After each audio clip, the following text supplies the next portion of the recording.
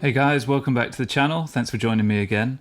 Another acoustic lesson this week. This time we're using a plectrum and we're looking at cool ways to embellish your open chords with a fairly common progression in the key of D major. In my opinion, these are the kinds of things that every guitar player needs to have in their locker. The ability to be able to dress up and create interest in and around those low fret position open chords, you know, the cowboy chords. These can be real things of beauty, and you can add so much dimension to them by creating little interweaving lines and melodies between your chord changes. And as always with my lessons, as we make our way through this study that I've put together, we're going to break down some of the core ideas and explore them further. My note-for-note transcription of the opening performance will be available to purchase at the links in the description. That will come in tab and notation in Guitar Pro and PDF formats. And for those of you that use the full desktop software version of Guitar Pro, you'll see that I've also embedded and synchronized the audio file in with the tab itself.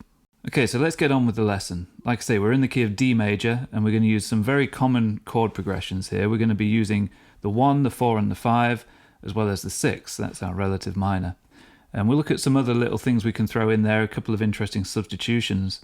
But let's start by just simply plotting out the opening couple of bars. So we kick things off with a very simple D major chord, and we use this very common trick. We bring in the sus2 by allowing that open top E string to ring before hammering on to the 2nd fret to grab the major 3rd of the chord. And then we come back off.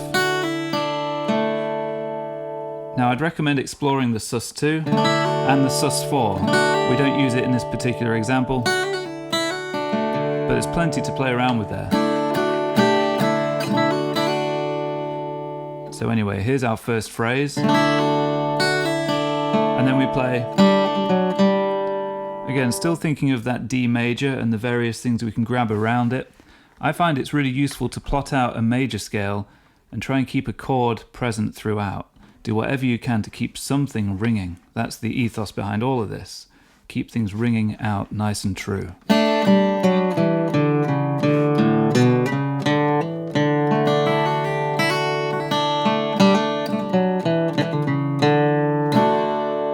There's a lot of potential in there. At this point we simply do this. So we're doing now we isolate it, it sounds very much like a Jimmy Page thing, that. Hammering on to the 2nd fret, pulling back off. That's the sus4. We spoke about it here, but now we've got it 1 octave lower. That G note is on the open string. And then to the major 3rd, and then to the open G string while we move to a G chord in the 2nd bar. So that's our 4 chord, and that little phrase led into it beautifully. It's always nice to let something ring across the bar line, that open G string in this case. And then we're just strumming this chord for a moment. Throughout this piece when I play the G, I'm playing it kind of bluegrass style. So technically I guess you could call this a G5. I'm muting the A string out. So all you've got is G, D, G, D. The root and the 5th, hence G5. Then speaking of bluegrass, we get to the E minor via a very common G major open string bluegrass lick, walking chromatically to the major 3rd on the A string, then to the open D, pull off from the 2nd fret to the open string, back to the 2nd fret on beat 1 of bar number 3 where our E minor chord has entered the room, and we're seeing that as the root. And then simply grabbing all the E minor stuff we can around it using open strings, you know, the open E and the top 3 strings. And then this really nice little phrase, sliding from the root to the 2 and back before hitting the flat 7 of the E minor this is, all while picking that open G string along with it, letting the 2 notes ring together. And now we're thinking ahead to what's in the next bar. There's an A chord coming up, that's the 5 chord. We're going to walk chromatically to the major 3rd before breaking the chord apart and arpeggiating a little bit. This is a great voicing for an A major. It's the 1st inversion because it's got the 3rd in the bass. And then another bluegrass trick where we're sliding from the minor 3rd down to the 2, then the root, and then we get an A7 chord, but we put a sharp 5 on top, giving that beautiful augmented vibe. That's going to resolve beautifully back to that D chord. And in fact, this time when we go to the D chord, we do the reverse of what we did in the first bar. We pull off from the third to the sus2, rather than hammering on. And now we create this little cascading run of notes, just arpeggiating the chord. And then walking chromatically to the major third of that D7 that we're now placing in this bar. This chromatic walk up to the third is something we've done 3 times already. We did it on the G chord, we did it on the A chord, and now we're doing it on D7. It's always a really nice sounding way to get into a chord. So just to clarify, in bar 5, what we're actually thinking of is D to D7 with the third in the bass. That's going to resolve us beautifully to G in the next bar. And throughout that D to D7, we're just going to be arpeggiating and picking out what we can. A little bit of embellishment, courtesy of a pull-off, and then resolving to G 2 ways. The first way we hit this G, again we're killing the A string. We want the open B to be the highest note, and then we bring in the 3rd fret of that string. So we have that as our highest note. And then we're going to chuck in a fairly interesting little chord, a B flat major 6, which in some ways we can think of as a substitute or a similar voicing, like an alternate option to a G minor. If you think about one of those real classic common progressions we find all over the place in music, often when you're on the 4 chord, to get back to the 1 you go via the 4 minor. So in this case that would be like a G to a G minor to a D. Very Beatlesy, very Radiohead-esque as well. I've mentioned the 4 minor in many of my videos now, but one that really focuses on it closely is the Plagal Cadence video, so do check that out. I believe it's called Plagal Soul. I'll link to it in the description. So for a moment, let's look at B flat 6 through the lens of G minor and see how it compares. We could say that this B flat is the minor 3rd. Here we've got the flat 7, the F note, then the open G string, that's the root, and then the D, that's your 5th. So it's like a G minor 7 chord. A lot of people don't realise there are actually quite a few options for playing G minor in open position. Check it out. Regular G minor, another regular G minor, that's quite nice. Again, I think of that as a Radiohead voicing.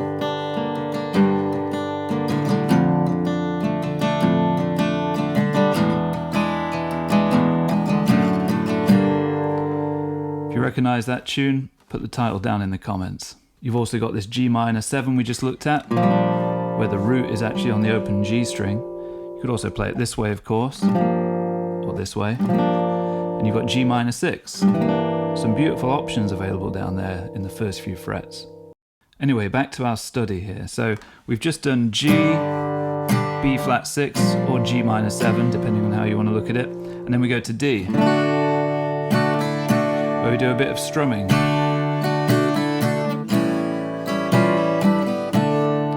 And I'm trying to make a point here of letting certain notes really dominate, melodically speaking.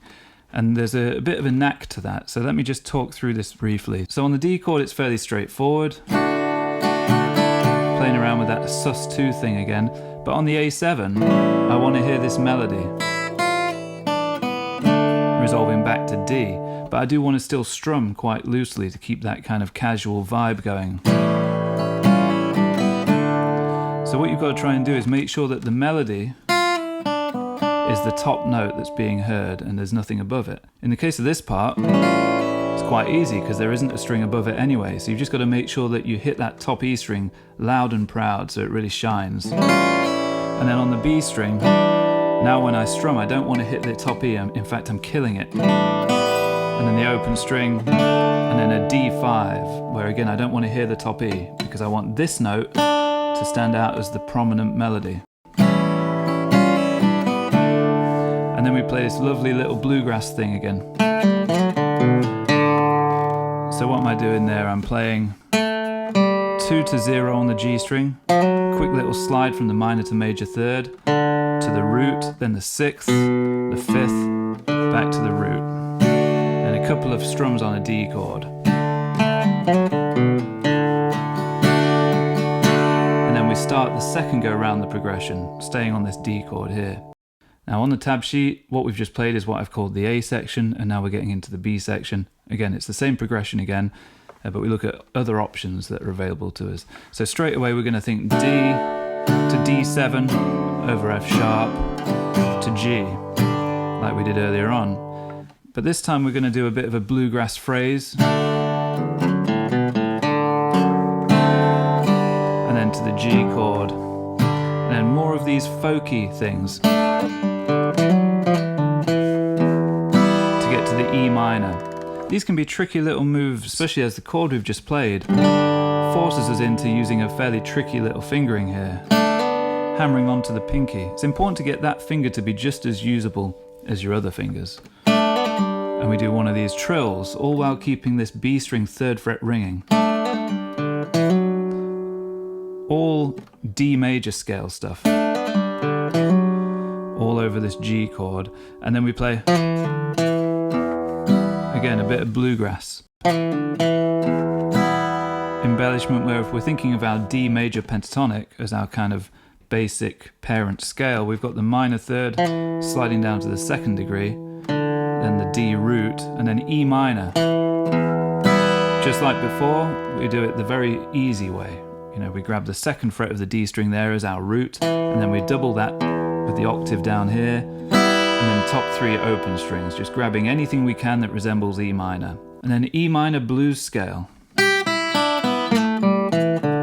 get to the A major in 1st inversion again, like before, that beautiful voicing that has the C sharp in the bass. So we're just using that blues scale as a vehicle to get us down to the C sharp bass note for the A major. And then just like before, we want to imply A major to A7.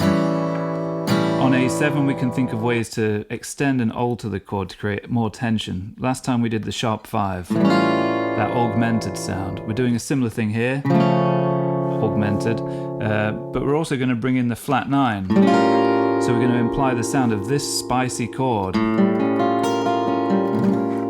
all with our note choice, to resolve back to the D major in style. So just to break down bar 12 here, we've got the A major, the bluegrass thing, minor 3rd to the 2nd degree before going to the root, and then we're sliding from fret 2 to 3 on the D string. That's giving us that sharpened 5th, the augmented sound over the A7. Then the major 3rd, pull off to what we can think of as the 9, and then we can play the flat 9 here on the 3rd fret of the G string. Notice how I'm letting things ring, and then resolve it neatly to a D major, where all I'm picking out is the power chord portion of it, the root and the 5th. Very pretty. Now in bar number 13 on this D chord, we're going to climb through an ascending line and target the D7 at the halfway point of the bar. This is a great voicing for a dominant 7th chord. It's really the top 3 strings of this 1st inversion shape on the top string set, which would be the major 3rd, the flat 7, the root and the 5th. So if we take away the D string, what are we left with? We've got the open D if we want it, in fact. That's still ringing from when we just previously picked it, or you can strike it again. But now you've got your flat 7, your root and your 5th. And then we keep going up the line and then play this bluegrass kind of thing again to get us to the G chord. So in a bit more detail, D7, bluegrass lick taking us to G major, the 4 chord. This run here, I featured that kind of thing a lot in my country caged licks video, so do check that out. But essentially, if we're thinking D major or D7, we've got the 6th pulling off to the 5th, and then again, like we've done many times now, minor 3rd to the 2nd degree before going to the root. So far we've done that in the bass quite a bit, like on the A chord for example.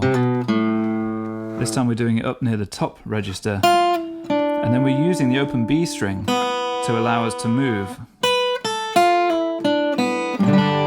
Getting open strings involved for the tonality of them, but also for the way it allows us to move the hand and leave something ringing. It's really handy.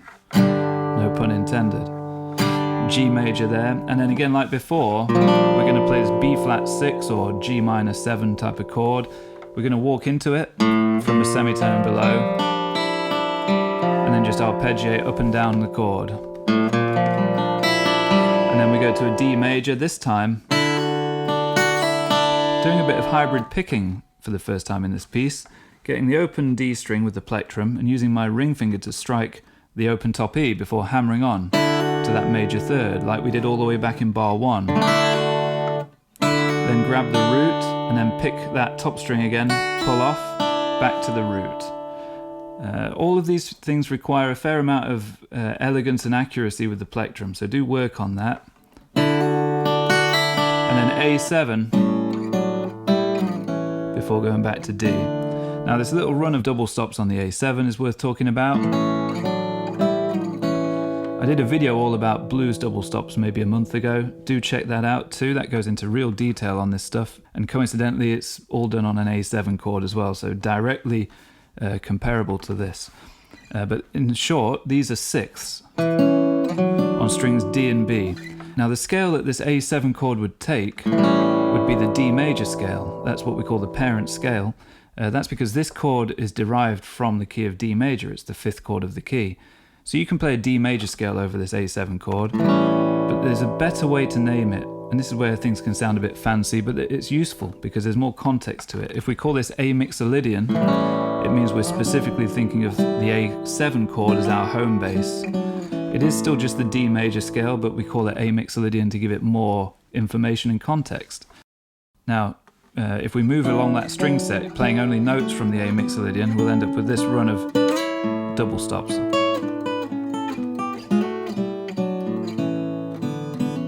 Very beautiful sounding things. And we just use a small portion of it before resolving back to D. Again, a D5. And then we have a B flat 6 again, and then a C over G. And then we move this shape 2 frets higher to finish on this rather fancy sounding D major chord of some sort. What would be the name of this? Let's see, let's figure it out. What have we got? If this is D major, we've got the 5th, pretty normal. The root, pretty normal. The 3rd, pretty normal. So that's a D major triad there. The open G string is the interesting note. That would be the 4th. But we don't call this a sus4 because we haven't taken away the 3rd in order to add the 4. We have the 3rd and the 4. So now we think of this 4 as 1 octave higher, where it'd be 11, and we call it an add 11. We've also got the root on top, by the way. So yeah, fancy name for a chord that. D major add 11. Or D major add 11 over A, to be really thorough, because the A is the bass note. But in reality, it's dead simple, isn't it? You take a C chord and drag it up a couple of frets. One of those dramatic endings. If we wanted to go full Jimmy Page, we might have done this. Another good way to end it. Still the same 3 chords. I always think of this as a whole tone run back to the 1. So basically, if you're thinking of the root of the 1 being here, for example, you just approach that from whole tones below and build major chords off each stop along the way.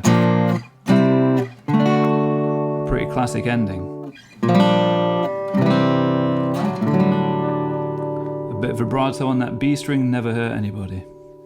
And that's it. That's the end of our study. And as always, it's really important that you don't just simply learn the study note for note, but you learn those concepts and the deeper messages behind them, so that you can use these things in your own playing when you're improvising ideas on the spot. I'd recommend taking just one concept at a time and really getting to know it, so you can use it in different keys, do it with the capo on somewhere as well, really get familiar with these things so they become a part of your bloodstream. And as always, do ask any questions down in the comments. I'm always quick to answer, and I love that sort of interaction. That's what I'm here for. Okay guys, so a little bit of tone talk to finish off. This is my 1964 Gibson B25 N. I did a video last week on Travis picking. Watch that if you want to see a bit more talk about this particular guitar, but it's a new acquisition for me and I love the thing. It's all I'm playing at the moment. Perfect couch guitar, but also a perfect studio guitar. And all I've done here is chuck a Neumann KM184 in front of it. That's going into a nice little Neve preamp. and then that goes into a Universal Audio Apollo interface, which takes everything into my computer, where I do a little bit of mixing and added a touch of reverb in Logic Pro. The plectrum is a rather trendy one that I use a lot on acoustic. It's a Blue Chips pick. This is a STP45. I've had this for years. I've got this same pick in a few different thicknesses. I've tried tons of their stuff, and the STP is my favorite shape and size. The strings on here are Diodario Phosphor Bronze 12 gauge EJ16s. Okay guys, as always, thanks so much for watching. It's always a pleasure hanging out with you. If you can let me know down in the comments if you enjoyed this lesson, or if you have any questions, that's great. Please do make sure to like and subscribe. That stuff makes such a difference to the growth of this channel. And I'm really trying to aim to get to 100,000 subscribers, maybe by this time next year. So yeah, if you can help me out with that, I'd be eternally grateful. Alright guys, take care, and I'll see you again next time for something completely different.